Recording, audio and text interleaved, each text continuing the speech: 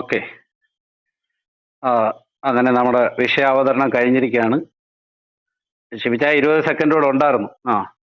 Okay. അപ്പൊ ഇനി നമ്മൾ റിബട്ടലിലേക്ക് പോവാണ്. ആദ്യത്തെ റിബട്ടൽ റാണിജി ആദ്യത്തെ റിബട്ടൽ അവതരിപ്പിക്കാൻ ക്ഷണിക്കുന്നു. റാണിജി കേൾക്കാമോ? ഓക്കെ. കേൾക്കാം അനുമാൻ. എന്തായാലും പാസ്റ്റർ പറഞ്ഞിരിക്കുന്ന ഒരു കാര്യം എന്ന് പറയുന്നത് പ്രവചനത്തിൽ വലിയ കാര്യമില്ല എന്നുള്ളതാണ് ഇപ്പൊ എനിക്ക് മനസ്സിലാക്കാൻ സാധിക്കുന്നത്. ഒരു നിഴൽ മാത്രമാണ്. അത് പൂർത്തീകരിച്ചു എന്നൊന്നും അദ്ദേഹത്തിന് അവിടെ പറയുന്നില്ല. അതായത് നമ്മൾ അങ്ങനെ വിശ്വസിക്കുക എന്നുള്ളത് മാത്രമാണ്. ഞാനിപ്പോ അതായത് പിന്നീട് അദ്ദേഹം കുറച്ച് കാര്യങ്ങൾ പ്രവചനത്തിൻ്റെതായിട്ടുള്ള രീതിയിൽ അദ്ദേഹം കുറച്ച് വാക്യങ്ങൾ പറഞ്ഞു. റെഫറൻസ് അദ്ദേഹം വെച്ചിട്ടില്ല. ഒന്നിന്റെയും റെഫറൻസ് വെച്ചിട്ടില്ല. ഞാൻ ചോദിച്ച ആ 3 ചോദ്യങ്ങളും അങ്ങനെ തന്നെ കിടപ്പുണ്ട്.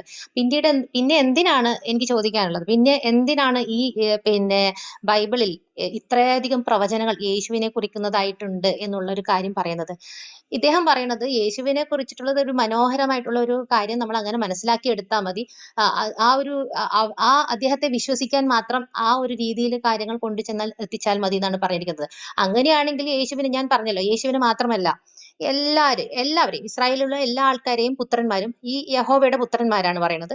ദൈവങ്ങൾ എന്ന് അവരെ വിളിക്കുന്നു, ദൈവപുത്രന്മാരെന്ന് അവരെ വിളിക്കുന്നു, ദാവീദിന്റെ സന്തതികൾ എന്ന് വിളിക്കുന്നു, മനുഷ്യപുത്രൻ എന്ന് വിളിക്കുന്നു. പിന്നെ 3-ാം ദിവസം ഉയർത്തെഴുന്നേൽക്കുന്നവരാണ് അവരെന്ന് പറയുന്നു, വചനങ്ങളാണെന്ന് പറയുന്നു, ദൈവത്തിന്റെ പരിശുദ്ധരാണെന്ന് പറയുന്നു, അഭിഷിക്തന്മാരാണെന്ന് പറയുന്നു, ക്രിസ്തുക്കളാണെന്ന് പറയുന്നു, എല്ലാം ആണെന്ന് പറയുന്നു. പിന്നെ എന്തിനാണ് ഈ പ്രത്യേകിച്ച് യേശുവിൽ മാത്രം നമ്മൾ ഇത്രയും പരിപാടികൾ തരേണ്ട ആവശ്യമുണ്ടോ? പിന്നെ ഇദ്ദേഹം പറഞ്ഞു ഈജിപ്തിൽ നിന്നും എന്റെ പുത്രനെ വിളിച്ചു എന്നുള്ളത് അവിടെ നടന്ന ഒരു കാര്യമൊന്നും അല്ല എന്നുള്ള രീതിയിലാണ്. അതായത് യേശുവിനെ സംബന്ധിക്കുന്ന കാര്യമല്ല, ഇസ്രായേലിനെ സംബന്ധിക്കുന്ന കാര്യം തന്നെ. അത് തന്നെയാണ് ഞാൻ പറഞ്ഞത്, ഇസ്രായേലിനെ സംബന്ധിക്കുന്ന ഒരു കാര്യം തന്നെയാണ് ആ സംഭവം. യേശുവുമായി യാതൊരു കുലബന്ധം പോലും നമുക്ക് അവിടെ നിന്ന് കാണാൻ സാധിക്കുന്നില്ല. നേരെ മറിച്ച് പിന്നെയോ അതായത് നമ്മൾ ലൂക്കും മത്തായും നോക്കുമ്പോഴാണ് വേറെയും ഒരു ചിത്രം അവിടെ നമുക്ക് മനസ്സിലാക്കാൻ സാധിക്കുന്നത്. എന്താണ് അത്? ആ കാര്യം, അതായത് ഈ ലൂക്ക് എന്ന് പറയുന്ന ഈ പുസ്തകത്തിൽ യേശു ഈജിപ്തിലോട്ട് പോയതായിട്ടേ പറയുന്നില്ല. നേരെ, അതായത് ഈ അവിടെ അർക്ലാവസിന്റെ പിന്നെ സീസറിന്റെ നിർദ്ദേശപ്രകാരം ജനസംഖ്യ എഴുതിക്കാൻ വേണ്ടിയിട്ട് അവർ വരുന്നു. അത് മത്തായിലല്ല ഉള്ളത്, ലൂക്കിലല്ലേ ഉള്ളത്. ഓക്കെ, എന്തായാലും ഈ ലൂക്കിന്റെ ഉള്ളിലുള്ള കാര്യമാണ് ഞാൻ പറയുന്നത്. അപ്പൊ അവിടത്തേക്ക് വരികയാണ് ചെയ്യുന്നത്. അവിടെ പരിച്ഛേദനയും അതുപോലെ തന്നെ 33 ദിവസമുള്ള ശുദ്ധീകരണ പ്രക്രിയയൊക്കെ കഴിഞ്ഞിട്ട് ഇവര് നേരെ ഗലീലയിലേക്കാണ് പോകുന്നത്. ഈജിപ്തിലോട്ട് പോകുന്ന ഒരു കാര്യമേ പറയുന്നില്ല. അപ്പോ അങ്ങനെ ഒരു സംഭവം ഈജിപ്തിലേക്ക് പോയിട്ടില്ല എന്നിരിക്കെ മത്തായിയിൽ പറയുന്ന അവര് നേരെ ഈ ജ്ഞാനികളുടെ സന്ദർശനം കഴിഞ്ഞ് ആ ദിവസം തന്നെ, ആ രാത്രി തന്നെ ഈജിപ്തിലോട്ട് വിട്ടു. പിന്നീട് പിന്നെ അവര് തിരിച്ച് യൂദായിലേക്ക് വന്നില്ല. നേരെ നസ്രത്തിലോട്ടാണ്, ഗലീലിലോട്ടാണ് പോകുന്നത് എന്നാണ് പറയുന്നത്. നേരെ ഗലീലിലോട്ടാണ് പോകുന്നതെന്ന് പറയുന്നു. ലൂക്കിലാണെങ്കിൽ എന്താ പറയണത്? അവര് ഈജിപ്തിലോട്ടും പോയിട്ടേ ഇല്ല. നേരെ ഇത്രയും ദിവസങ്ങൾ കഴിഞ്ഞതിന് ശേഷം ഈ 33 ദിവസങ്ങളും ശുദ്ധീകരണത്തിനുള്ള, രക്തസ്രാവത്തിനുള്ള ശുദ്ധീകരണത്തിനുള്ള പ്രക്രിയയൊക്കെ കഴിഞ്ഞതിന് ശേഷം നേരെ അവര് പിന്നെ ഈ ഗലീലിലോട്ടാണ് പോയിരിക്കുന്നത് എന്ന് പറയുന്നു. അപ്പൊ ഈ സംഭവം, അതായത് ഈജിപ്തിൽ നിന്നും തന്റെ മകനെ വിളിച്ചു എന്നുള്ള പ്രവചന പൂർത്തീകരണം അവിടെ നടന്നിട്ടില്ല എന്നുള്ളതാണ് പറയുന്നത്, അല്ലെ? അപ്പോ ഇത്രയും കാര്യങ്ങള് വളരെ വളരെ രസകരമായിട്ടുള്ള ഒരു കാര്യം തന്നെയാണ് പാസ്റ്റർ പറഞ്ഞത്. പിന്നെ എന്തിനാണ് ഈ പുസ്തകത്തിന് ഇത്രയധികം മേന്മ നമ്മൾ കൊടുക്കുന്നത്?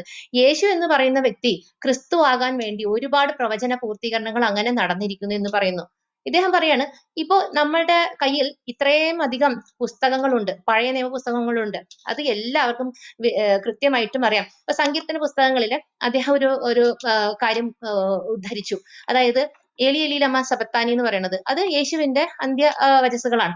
അത് ദാവീദ് പറയുന്ന സങ്കീർത്തന പുസ്തകങ്ങൾ 22-ാം അധ്യായം 1-ാം വാക്യം തന്നെ ഈ സംഭവമാണ്. അവിടെ ദാവീദ് പറഞ്ഞിരിക്കുന്ന കാര്യമാണ്. അത് അപ്പടി ഈ പിന്നെ സുവിശേഷ എഴുത്തുകാര് അതേ രീതിയിൽ കോട്ട് ചെയ്ത് അദ്ദേഹത്തിന്റെ വായിലേക്ക് തിരികെ കയറ്റുന്നു. പിന്നെ പല കാര്യങ്ങളും, അതായത് അവിടെ ഒരു ചിത്രീകരിക്കപ്പെടുകയാണ്. പഴയ പുസ്തകത്തിലുള്ള പല പല കാര്യങ്ങൾ, സംഭവ വികാസങ്ങൾ, അവിടെ സംഭവിച്ച് കഴിഞ്ഞു പോയിരിക്കുന്ന കാര്യങ്ങൾ എടുത്ത് യേശുവിൽ ആരോപിച്ചുകൊണ്ട് ഇങ്ങനെ ഒരു കഥ എഴുതുകയാണ്. എന്തിനാണ്? വിശ്വസിപ്പിക്കാൻ, അതായത് വിജാതീയരെ ഈ കൊലയാളി ദൈവത്തിലേക്ക് വിശ്വസിപ്പിക്കാനായിട്ട് യഹൂദർ നടത്തുന്ന വളരെ തന്ത്രപരമായിട്ടുള്ള, എങ്ങനെയാണ് പല തരത്തിൽ നമുക്ക് കാണാൻ സാധിക്കും. എസെക്കിയേൽ 20-ാമത്തെ അധ്യായത്തിൽ 3-ാം വാക്യം, എന്താ പറയുന്നത്? അവിടെ ഈ യെശയ്യാ എന്ന് പറയുന്ന വ്യക്തി തുണി ഉടുക്കാതെയാണ് എത്യോപ്യയിലേക്കും ഈജിപ്തിലേക്കും ഈ ഭീഷണി, അതായത് മുന്നറിയിപ്പും അടയാളവുമായിട്ട് ഇവന്മാരെ മതപരിവർത്തനം നടത്താൻ വേണ്ടിയിട്ട് ഓടി നടന്ന് തെക്കും വടക്കും നടന്ന് തുണി ഉടുക്കാതെ ചെരുപ്പിടാതെയാണ് പോയിരിക്കുന്നത് എന്ന് പറയുന്നു. ഇതേ രീതിയിലുള്ള റിഗറസ് ആയിട്ടുള്ള, അതായത് ഭൂമിയുടെ അതിർത്തികൾ വരെ നീണ്ടു നിൽക്കുന്ന ഒരു സാമ്രാജ്യം തീർക്കാൻ, എന്നിട്ട് അവരുടെ സമ്പത്തൊക്കെ അടിച്ചു മാറ്റാനുള്ള എളുപ്പ വഴി എന്ന് പറയുന്നത് മതം എല്ലാവരുടെയും തലയിലേക്ക് കയറ്റുക, അവരുടെ സംസ്കാരത്തെ ഇല്ലാതാക്കുക എന്നുള്ള ഒരു കാര്യത്തിലേക്കാണ് നമുക്ക് ഇത് കാണാൻ സാധിക്കുന്നത്. യഥാർത്ഥത്തിൽ യഹൂദർ ഉദ്ദേശിച്ചിരിക്കുന്ന കാര്യം എന്താണ്?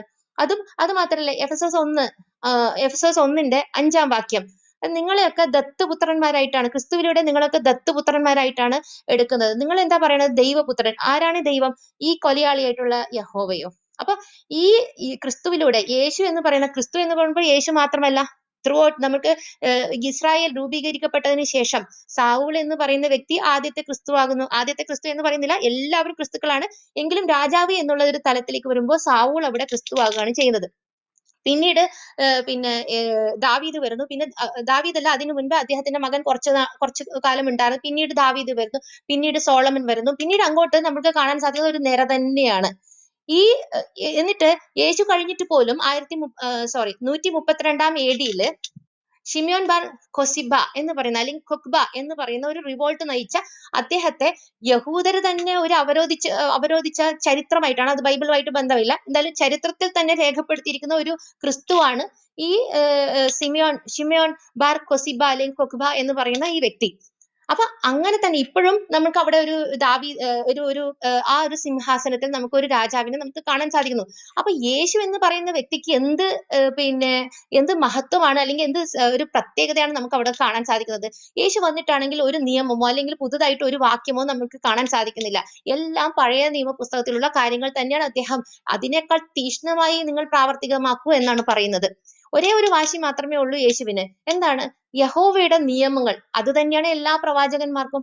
പഴയ നിയമപുസ്തകത്തിലുള്ള എല്ലാ പ്രവാചകന്മാരും ഈ ഭീഷണിയും ഈ മുന്നറിയിപ്പും, അതായത് ഇപ്പൊ ലോകം അവസാനിക്കും, അതുകൊണ്ട് നിങ്ങൾ വേഗം മനസ്സ് തിരിഞ്ഞ്, അല്ലെങ്കിൽ നമ്മളുടെ യഹോവ വന്ന് നിങ്ങളെയൊക്കെ ഇല്ലാതാക്കി കളയും എന്നുള്ള ഭീഷണിപ്പെടുത്തി നാട്ടുകാരെ മൊത്തത്തിലേക്ക് ഈ മതപരിവർത്തനം നടത്താനുള്ള ഒരു കാര്യമാണ് നമുക്ക് അവിടുന്ന് ഈ പുസ്തകം മുന്നോട്ട് വെക്കുന്നത് എന്ന് വളരെ വ്യക്തമായിട്ട് നമുക്ക് മനസ്സിലാക്കാൻ സാധിക്കുന്നു. അതുപോലെ തന്നെ യേശു എടുത്ത് വായിക്കുന്ന ഒരു സന്ദർഭം, അത് പറയാതിരിക്കാൻ വയ്യ. അതായത് ലൂക്കിന്റെ 4-ാമത്തെ അധ്യായത്തിൽ നിങ്ങൾ എടുത്തു നോക്കുക. യേശുവിന്റെ കയ്യിലേക്ക് ഒരു പുസ്തകം, അതായത് യെശയ്യാവിന്റെ പുസ്തകം എടുത്ത് കൊടുക്കുകയാണ്. അത് നോക്കുമ്പോൾ ഈ ആത്മാവ്, അതായത് കർത്താവിന്റെ ആത്മാവ് എന്റെ മേൽ ഉണ്ട് എന്നുള്ളതാണ് പറയുന്നത്. ഈ കർത്താവിന്റെ ആത്മാവ് ഈ യേശുവിന്റെ മാത്രമല്ല, ഇസ്രായേൽ ജനത്തിന് മൊത്തത്തിൽ കൊടുത്തിരിക്കുകയാണ്. അത് നമുക്ക് പല കാര്യങ്ങൾ, റെഫറൻസുകൾ നമുക്ക് അവിടുന്ന് കാണാൻ സാധിക്കും. ഇപ്പോ പാസ്റ്റർ പറയുകയാണെങ്കിൽ നെക്സ്റ്റ് ഖണ്ഡനത്തിൽ ഞാൻ അതിന്റെ റെഫറൻസ് ഞാൻ വെക്കാം. അത് ഇസ്രായേൽ ജനത്തിന് മൊത്തത്തിൽ ഏൽപ്പിക്കപ്പെട്ട ഒരു ആത്മാവാണ്. ഇവരുടെ ഒക്കെ ഉള്ളിൽ ഈ ആത്മാവ് ഉണ്ട്. ഈ ആത്മാവ് ഏൽപ്പിക്കപ്പെട്ടിരിക്കുന്ന ആൾക്കാർ തന്നെയാണ് ഇവരൊക്കെയും. അപ്പൊ യേശു എന്ന് പറയുന്ന വ്യക്തി, പിന്നെയോ ആ ഒരു കാര്യം നമുക്ക് യെശയ്യാവിന്റെ പുസ്തകത്തിൽ 61-ാമത്തെ അധ്യായം 1 മുതൽ 11 വരെയുള്ള വാക്യങ്ങളിലാണ് കാണുന്നത്. അപ്പോ ആ ആത്മാവ് ഏൽപ്പിക്കപ്പെട്ടിരിക്കുന്നു എന്നുള്ളത്, അത് യെശയ്യാക്ക് ഏൽപ്പിക്കപ്പെട്ട ആത്മാവിനെ കുറിച്ചിട്ടാണ് ആ പുസ്തകത്തിൽ പറയുന്നതെന്ന് വളരെ വ്യക്തമായിട്ട് നമുക്ക് അതിന്റെ മുന്നും പിന്നും വായിച്ചു കഴിഞ്ഞാൽ നമുക്ക് മനസ്സിലാക്കാൻ സാധിക്കും. അത് യേശുവുമായി യാതൊരു കുലബന്ധം പോലും ഇല്ല. അതല്ല കാര്യം എന്താണ്? അതിൽ എഴുതിയിരിക്കുന്ന ക്രൂരമായിട്ടുള്ള കാര്യം എന്താ പറയണത്? ഇസ്രായേൽക്കാർക്ക്, അതായത് സകല ജനത്തിനെയും ഇസ്രായേൽക്കാരുടെ, യേശു അത് വായിക്കാതെ വിട്ടിരിക്കുന്ന ഒരു കാര്യമാണ്. അതായത് യേശു അത്രത്തോളം ക്രൂരനായിരുന്നു. എങ്ങനെയാണോ യേശു മറ്റുള്ള അവിടെ ഇരിക്കുന്ന യഹൂദന്മാര് എങ്ങനെയാണോ അവർ ചിന്തിച്ചു വെച്ചിരിക്കുന്നത്, അതേ നിലപാടുള്ള ഒരു വ്യക്തി തന്നെയായിരുന്നു എന്നാണ് നമുക്ക് അതിൽ കാണാൻ സാധിക്കുന്നത്. എന്താണ്? എല്ലാ ജനതകളെയും ഇസ്രായേൽക്കാരുടെ ഉഴവുകാരും മുന്തിരി വെട്ട് ഒരുക്കുന്നവരും ഒക്കെ ആക്കി മാറ്റും എന്നും, അവരുടെ ഒക്കെ സമ്പത്ത് അടിച്ചു മാറ്റി നിങ്ങൾ, അതായത് ഇസ്രായേൽക്കാർ അഭിമാനിക്കുമെന്നും ഒക്കെയുള്ള വാക്യങ്ങൾ അതിൽ കിടപ്പുണ്ട്. അപ്പൊ യേശു എന്താണ് ഉദ്ദേശിക്കുന്നത്? ഇത് തന്നെയാണ്. അതായത് ഇദ്ദേഹത്തിന്റെ ദൈവമാണ് ഈ ലേഖലോക സൃഷ്ടാവ്, ഈ ഗോത്ര ദൈവം. അതായത് ഈ യഹോവ എന്ന ഈ ഗോത്ര ദൈവം, ഇസ്രായേലിന്റെ ഗോത്ര ദൈവത്തെ നാട്ടുകാരുടെ തലയിലേക്ക് കെട്ടിവെക്കുക എന്നുള്ളത്, അത് പോളും പറയുന്നു. എന്ത് കപടത കാണിച്ചാലും യേശുവിനെ അല്ലെങ്കിൽ ക്രിസ്തുവിനെ നിങ്ങൾ മുന്നോട്ട് വെക്കുക. ക്രിസ്തു എന്ന് പറയുമ്പോൾ നമ്മൾ വിചാരിക്കും ഒരു മനുഷ്യനായിട്ടുള്ള ഒരു വ്യക്തിയാണോ? അത് മാത്രമല്ല, ഇസ്രായേൽക്കാർ മൊത്തമാണോ? അതുമല്ല. ഈ യഹോവയെയും ക്രിസ്തു എന്ന് പറയാം. അതായത് ഈ ക്രിസ്തു എന്ന് പറയുന്നത് ഇസ്രായേലിന്റെ രാജാവ് ആരാണ്? അത് യഹോവയാണ്. ഇസ്രായേലിന്റെ രക്ഷകൻ ആരാണ്? അത് യഹോവയാണ്. ഇസ്രായേലിന്റെ അഭിഷിക്തൻ ആരാണ്? അതും യഹോവയാണ്. എങ്ങനെയാണോ ഇവന്മാരൊക്കെ ദൈവങ്ങളാവുന്നത് അതേ തലത്തിൽ യഹോവയ്ക്കും ഇതേ കാര്യങ്ങളൊക്കെ, ഈ നാമവിശേഷണങ്ങളൊക്കെ യഹോവയ്ക്കും നമുക്ക് കൊടുക്കാൻ സാധിക്കും. അപ്പൊ ഇത്രത്തോളം നമുക്ക് അവിടെ നിന്ന് കാണാൻ സാധിക്കുമ്പോൾ ഈ കാര്യങ്ങൾ, അതായത് യഹോവയുടെ നിലപാട് എന്താണോ, അല്ലെങ്കിൽ യഹോവയുടെ അല്ലെങ്കിൽ ഈ ഇസ്രായേലിന്റെ നിലപാട് എന്തൊക്കെയാണോ അത് തന്നെയാണ് യേശു മുന്നോട്ട് വെക്കുന്നതെന്ന് വളരെ വ്യക്തമായിട്ട് നമുക്ക് മനസ്സിലാക്കാൻ സാധിക്കുന്നു. അതുപോലെ തന്നെ അതേ രീതിയിലുള്ള വളരെ ക്രൂരമായിട്ടുള്ള വിജാതിയരൊക്കെ നായ്ക്കളോടാണ് യേശു ഉപമിച്ചിരിക്കുന്നതെന്ന് നമുക്കറിയാം. അതുപോലെ മനുഷ്യരായി പോലും കാണുന്നില്ല എന്നുള്ളതാണ് റാണിജി ഈ Raniji Raniji time oh is up. 10 മിനിറ്റായി. ഓക്കെ ഓക്കെ, എന്തായാലും അടുത്ത ഖണ്ഡനത്തിൽ ഞാൻ പറയാം. എന്റെ ചോദ്യങ്ങൾ അവിടെ തന്നെ എയറിലാണ് എന്നുള്ളത് കൂടെ ഞാൻ ഓർമ്മിപ്പിക്കുന്നു. Thank you Raniji. Shibu P D, Shibu പാസ്റ്ററെ, ആദ്യത്തെ റിബേട്ടൽ സ്റ്റാർട്ട് ചെയ്തു. ഷിബിച്ചായ. വരിക.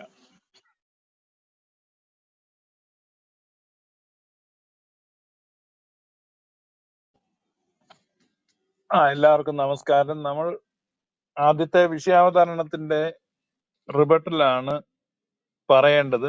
ആ വിഷയാവതരണത്തില് യഹോവയുടെ ഗോത്രദൈവമാണ് എന്നൊക്കെ പറഞ്ഞ് കുറെ കാര്യങ്ങൾ പറഞ്ഞു എന്നുള്ളതല്ലാതെ വിഷയസംബന്ധമായി അധികം കാര്യങ്ങൾ പറഞ്ഞതായിട്ട് ഞാൻ കേട്ടില്ല. പിന്നെ എടുത്തു പറഞ്ഞ ഒരു കാര്യം ഓശയ പ്രവചനം 11-ാം അധ്യായം ആണ്. അത് ഓൾറെഡി എന്റെ വിഷയാവതരണത്തിൽ ഞാൻ പറഞ്ഞതായതുകൊണ്ട് ഒരു കണ്ണൻ പ്രത്യേകം അതിന് വേണമെന്ന് എനിക്ക് തോന്നുന്നില്ല. അത് പാരലായിട്ടാണ് പറഞ്ഞിരിക്കുന്നത്, വളരെ വ്യക്തമാണ്, അത് വളരെ കൃത്യവുമാണ്. പിന്നെ ഒരു ചോദ്യം, അവൻ നസ്രായൻ എന്ന് വിളിക്കപ്പെടും എന്ന് പ്രവാചകൻ പറഞ്ഞത് തന്നെ, അപ്പൊ അത് ഏത് പുസ്തകത്തിലാണ് എന്ന് ചോദിച്ചു. That was quite interesting. അത് ധാരാളം പ്രവചന പുസ്തകങ്ങൾ ഉണ്ടായിരുന്നു, ചരിത്ര പുസ്തകങ്ങൾ ഉണ്ടായിരുന്നു. അതിൽ ഏത് പ്രവാചകന്റേതിലാണ് എന്ന് മത്തായി ശ്ലീഹ അവിടെ എടുത്തു പറയുന്നില്ല. ഏതായാലും അന്നത്തെ വായനക്കാർക്ക് ഫെമിലിയർ ആയിരുന്ന, ഹാൻഡി ആയിരുന്ന ഏതോ ഒരു പ്രൊഫറ്റിക്കൽ ബുക്കിലുള്ളതാണ് എന്ന് നമുക്ക് മനസ്സിലാക്കാം. കാരണം പഴയ നിയമത്തിൽ തന്നെ പറയുന്ന അനേക പുസ്തകങ്ങളുണ്ട്. ശൂരന്മാരുടെ പുസ്തകം ഉണ്ട്, ബുക്ക് ഓഫ് ജാഷർ ഉണ്ട്, അങ്ങനെ ധാരാളം ബുക്കുകൾ ബൈബിളിൽ തന്നെ പറയുന്നുണ്ട്. ഇദ്വ പ്രവാചകന്റെ പുസ്തകമുണ്ട്, ദിനവൃത്താന്ത പുസ്തകങ്ങളുണ്ട്. അങ്ങനെ ധാരാളം പുസ്തകങ്ങള് lost books of the Bible എന്ന് നമുക്ക് കാണാൻ പറ്റും. നിങ്ങൾ സെർച്ച് ചെയ്ത് കഴിഞ്ഞാൽ നിങ്ങൾക്ക് അതിന്റെ നീണ്ട പട്ടിക കിട്ടും. അതില് ധാരാളം പ്രവചന പുസ്തകങ്ങളും നമുക്ക് നഷ്ടപ്പെട്ടു പോയിട്ടുണ്ട്. ആ നഷ്ടപ്പെട്ടു പോയ ബുക്കുകളിൽ എന്തെങ്കിലും ആയിരിക്കാം. ഫോർഗട്ടൺ ബുക്സ് ഓഫ് ഈതൻ എന്നൊക്കെ പറഞ്ഞ് ധാരാളം ബുക്കുകളെ നമുക്ക് കാണാൻ പറ്റും. അതുകൊണ്ട് ഏതോ ഒരു പ്രവചന പുസ്തകത്തിൽ, അതുകൊണ്ട് ഈ ബൈബിൾ കാനോൻ എന്ന് പറയുമ്പം അത് സമ്പൂർണവും സമഗ്രവും ആണെന്നുള്ള അഭിപ്രായമൊന്നും ഇവിടെ ഞങ്ങൾക്കില്ല. അതുകൊണ്ട് തന്നെ ഈ ബൈബിള്, ഇപ്പോഴുള്ള ബൈബിള് തികച്ചും പൂർത്തീകരിക്കപ്പെട്ടതാണ് എന്ന് ചോദിക്കുന്നവരോട് സാധാരണ ഞങ്ങളും ചോദിക്കുന്ന ചോദ്യമാണ്, ഇതാ നോക്കൂ. അപ്പൊ അത് അന്നത്തെ ആ ഓഡിയൻസിന് അതിലൊരു നെറ്റിച്ചുളുക്കം ഉണ്ടായില്ല. കാരണം അവർക്കത് അറിയാമായിരുന്നു എവിടെയായിരുന്നു. 2000 വർഷത്തിന് ഇപ്പുറത്ത് ആ പുസ്തകങ്ങൾ നമുക്ക് ലഭ്യമല്ല എന്നുള്ളതാണ് യാഥാർത്ഥ്യം.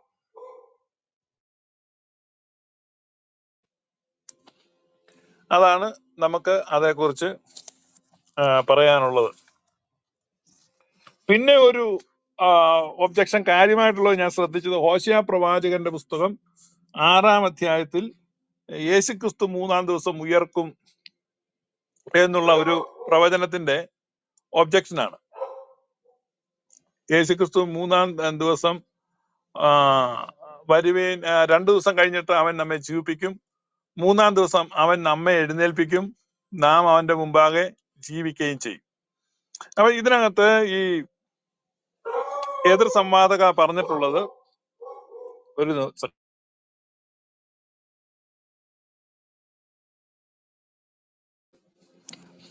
എതിർ സംവാദക പറഞ്ഞിട്ടുള്ളത് പ്ലൂറലാണ്. അത് യേശുവിനെ കുറിച്ച് അല്ല പറഞ്ഞിട്ടുള്ളത്, പ്ലൂറൽ ആയിട്ടാണ് പറഞ്ഞിരിക്കുന്നത്. അത് എനിക്ക് അറിഞ്ഞുകൂടാ, എൻ്റെ എതിർ സംവാദകർ എത്രത്തോളം തിരുവെഴുത്തുകളെ വായിച്ചിട്ടുണ്ട് എന്ന്. യേശുക്രിസ്തുവിന്റെ മരണം, അടക്കം, പുനരുത്ഥാനം, അതിനെ പുതിയ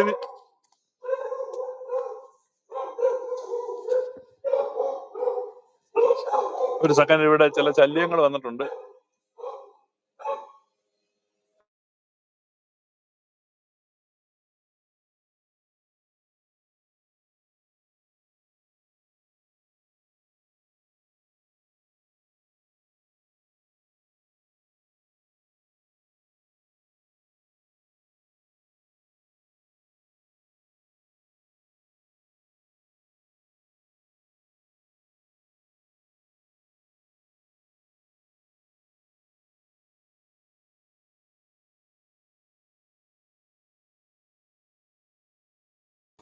സോറി കേട്ടോ, ഇവിടെ പുല്ല് വെട്ടുന്ന ആളുകൾ വന്നതിന് ഈ നായ കിടന്ന് വേളം വെച്ചോണ്ടിരിക്കും. അപ്പൊ ഇവിടെ നമ്മള് ഈ പ്ലൂറൽ ആയിട്ടാണ് പറഞ്ഞിരിക്കുന്നത് എന്നുള്ളതാണ്. എന്നാൽ ക്രിസ്തീയ തിരുവെഴുത്തുകളിൽ യേശുക്രിസ്തുവിന്റെ മരണവും പുനരുത്ഥാനവും പ്ലൂറൽ ആയിട്ട് തന്നെയാണ് പറഞ്ഞിട്ടുള്ളത്. അതിന് റെഫറൻസ് വേണമെങ്കിൽ ചോദിച്ചാൽ ഞാൻ റെഫറൻസ് തരാം. നിങ്ങൾക്ക് അത് അറിയാമായിരിക്കും എന്ന് ഞാൻ കരുതുന്നു. പിന്നെ ലൂക്കാസ് സുവിശേഷം 4-ാം അധ്യായത്തില് പറഞ്ഞ കാര്യം, ലൂക്കാസ് സുവിശേഷം 4-ാം അധ്യായത്തിൽ യേശുക്രിസ്തു കർത്താവിന്റെ ആത്മാവ് എൻ്റെ മേലുണ്ട് എന്ന് പറയുമ്പോൾ അത് കർത്താവിന്റെ ആത്മാവ് എന്ന് പറഞ്ഞൊരു പേഴ്സന്റെ ആത്മാവല്ല, കർത്തൃത്വത്തിന്റെ ആത്മാവ്, ദ സ്പിരിറ്റ് ഓഫ് ലോർഡ്ഷിപ്പ് ആണ് യേശുക്രിസ്തുവിന്റെ മേലുള്ളത്. അത് തന്നെയാണ് അഭിഷേകം എന്ന് പറയുന്നത്. അഭിഷിക്തനാണ് മശിഹ.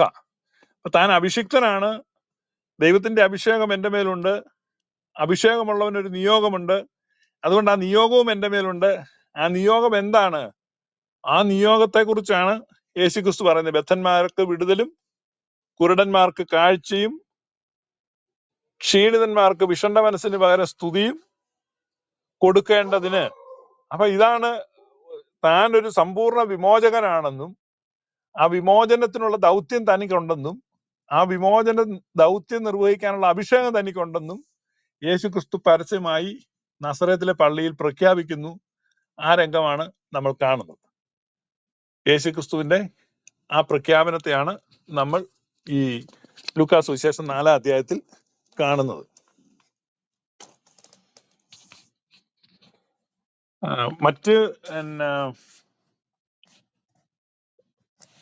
മറ്റ് പ്രത്യേകിച്ച് കാര്യമായിട്ടുള്ള ആരോപണങ്ങളൊന്നും ഞാൻ കേട്ടില്ല. മറ്റതൊക്കെ എന്ന് പറഞ്ഞു കഴിഞ്ഞാൽ ഈ യഹോവയെ സംബന്ധിക്കുന്ന ചില കുറ്റങ്ങളും ഇസ്രായേൽക്കാരെ സംബന്ധിക്കുന്ന ചില പരാതികളും ഒക്കെയാണ് പറഞ്ഞത്. അതിനെക്കുറിച്ചൊക്കെ ഒരൊറ്റ വാക്കിലാണ് പറയാനുള്ളത്. ആ വക കാര്യങ്ങളൊക്കെ പ്രൊമോട്ട് ചെയ്യാനാണ് യേശു വന്നതെന്നൊക്കെ വളരെ അപഹാസ്യമായ ചില ആരോപണങ്ങൾ ഉന്നയിച്ചു. യേശുക്രിസ്തു അങ്ങനത്തെ കാര്യങ്ങൾക്കൊന്നും അല്ല വന്നിട്ടുള്ളത്. അത്തരം കാര്യങ്ങളെ അപലപിക്കുകയും ഇസ്രായേലിന്റെ ന്യായപ്രമാണത്തെ നീക്കുകയും ഇസ്രായേലിന്റെ ദൈവാലയത്തെ തന്നെ ഇല്ലാണ്ടാക്കിക്കൊണ്ട് സമത്വത്തെയും സാഹോദര്യത്വത്തെയും പ്രഘോഷിക്കുന്ന പുതിയ ഒരു വർഗത്തിന് ഉദയം കൊടുക്കുകയും താൻ തന്നെ ആ വർഗത്തിന്റെ ശിരസായിരിക്കുകയും ചെയ്യുക എന്നുള്ള കാര്യമാണ് യേശുക്രിസ്തു ചെയ്തത്. അപ്പൊ സമത്വവും സഹോദര്യവും സ്നേഹവും സന്തോഷവും പ്രദാനം ചെയ്യുന്ന സുവിശേഷത്തെ ലോകത്തിന് നൽകിക്കൊണ്ട് ആ സുവിശേഷത്താൽ ജനിക്കപ്പെടുന്ന പുതിയ വർഗത്തിന്റെ ശിരസായിരുന്നു കൊണ്ട് താൻ ലോകത്തിന്റെ വെളിച്ചമായി ലോകൈക ഗുരുവായി യേശുക്രിസ്തു മാറി എന്നുള്ളതാണ്. പിന്നീടുള്ള ചരിത്രം നമ്മൾ പഠിക്കുമ്പോഴും ആ ക്രിസ്ത്യാനിറ്റിയിൽ നിന്നുള്ള ലൈറ്റ് ഏത് തരത്തിലൊക്കെ പ്രസരിപ്പിക്കപ്പെട്ടു, ഏതെല്ലാം തരത്തിൽ ഹ്യൂമാനിറ്റിയെ ഷേപ്പ് ചെയ്യുന്നതിൽ അത് ഹെൽപ്ഫുൾ ആയി എന്നുള്ളത് ചരിത്രം നിഷ്പക്ഷമായിട്ട് പഠിക്കുമ്പോൾ നമുക്ക് മനസ്സിലാവും. അപ്പൊ ഇത്തരത്തിലുള്ള ആരോപണങ്ങളൊക്കെ ബാലിശവും വില കുറഞ്ഞതും ബലഹീനവുമായ ആരോപണങ്ങളാണ്. ഇപ്പൊ കുറെ അടുത്ത റിബട്ടൽ സെഷനിലെങ്കിലും കുറെ കൂടെ സോളിഡ് ആയിട്ടുള്ള ആർഗ്യുമെന്റ്സ് കൊണ്ടുവന്നാൽ നമുക്കത് പരിശോധിക്കുകയും അതിനെ പ്രതികരിക്കുകയും ചെയ്യാൻ സന്തോഷമുണ്ട്. കേൾക്കുന്നവർക്കും പ്രയോജനമായിരിക്കും. അതുകൊണ്ട് അതിന് ശ്രമിക്കുക. അടുത്ത സെഷനിലെങ്കിലും എന്തെങ്കിലും സോളിഡ് ആയിട്ടുള്ള ഒരു ആരോപണം കൊണ്ടുവരിക. ഇതൊക്കെ വളരെ ബലഹീനമാണെന്ന് പറഞ്ഞുകൊണ്ട് 1.5 മിനിറ്റും കൂടി അവശേഷിക്കുന്നുണ്ടെങ്കിലും കാര്യമായി അഡ്രസ് ചെയ്യേണ്ട വിഷയങ്ങൾ ഇല്ലാത്തതുകൊണ്ട് ഞാൻ ഈ സെഷൻ കൺക്ലൂഡ് ചെയ്യാം. Thank you. അങ്ങനെ ഫസ്റ്റ് റിബട്ടൽ കഴിഞ്ഞിരിക്കുകയാണ്. ഇനി സെക്കൻഡ് റിബട്ടൽ റാണിജിയെ ക്ഷണിച്ചു. ഓക്കെ. ഇത് ബലഹീനമായിട്ടുള്ള കാര്യമാണെന്നൊക്കെയാണ് താങ്കൾ പറഞ്ഞിരിക്കുന്നത്. പക്ഷെ പ്രത്യേകിച്ച് ഈ ബൈബിൾ എന്ന് പറയുന്നത് ബലഹീനത നിറഞ്ഞിരിക്കുന്ന ഒരു പുസ്തകം തന്നെയാണ്. കാരണം നിറയെ വൈരുദ്ധ്യങ്ങളാണ് നമുക്ക് അവിടെ കാണാൻ സാധിക്കുന്നത്. യേശു പോലും പല പല സന്ദർഭങ്ങളിൽ ഒന്ന് മ്യൂട്ട് ചെയ്യാവോ അനിമാൻ? Okay okay okay okay sorry. അപ്പോ പല പല സന്ദർഭങ്ങളിൽ യേശുവിന് അക്കിടി പറ്റുന്നു, അമളി പറ്റുന്നു. അതായത് ഞാൻ അതിന്റെ കാര്യങ്ങൾ പറയാം. അതായത് യേശു പറയുന്നു, പിന്നെ